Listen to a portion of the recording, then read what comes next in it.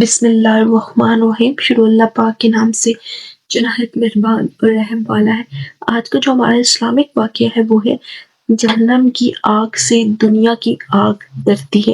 حضرت انس فرماتے ہیں کہ نبی کریم صلی اللہ علیہ وسلم نے فرمایا تمہاری یہ آگ جہنم کی آگ کا 17واں حصہ ہے۔ اگر یہ 2 مرتبہ پانی سے نہ بجھائی جاتی تو تم اس سے نفع نہ حاصل کر سکتے۔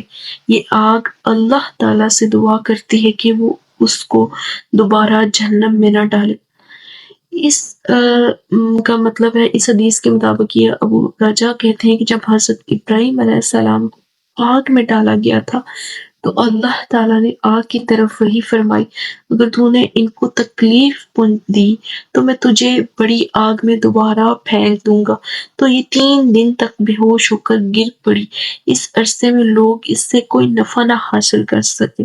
ابو عمران الجوانی فرماتے ہیں کہ ہمیں عبداللہ بن عمرو کی یہ بات پہنچی کہ انہوں نے جب آگ کی آواز سنی تو فرمایا مجھے بھی تو ان کو کہا گیا، یہ آپ نے کیا کہا؟ تو فرمایا مجھے قسم ہے جس کے قبضے میں میری جان ہے، یہ آگ جہنم کی بڑی آگ سے اس بات سے پناہ مانگ لی ہے کہ دوبارہ نہ اس میں لوٹا دی جائے۔ تو میں نے بھی دعا کی کہ مجھے بھی اس آگ سے پناہ عطا فرمائے۔